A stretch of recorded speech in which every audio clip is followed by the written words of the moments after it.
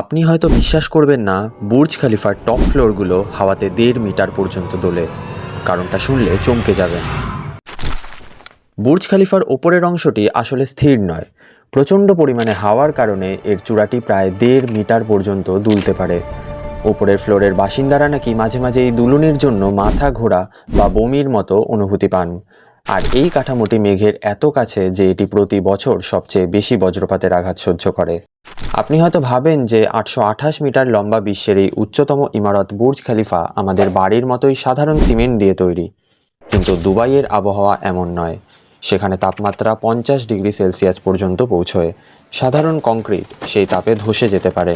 তাই এই কাঠামোটি তৈরি করতে ব্যবহার করা হয়েছে C80 এবং C60 নামের এক বিশেষ শক্তিশালী সিমেন্ট। এই অসাধারণ সিমেন্টের ক্ষমতাতেই বুর্জ খলিফা দুবাইয়ের তীব্র গরমের সামনেও মাথা উঁচু করে দাঁড়িয়ে আছে।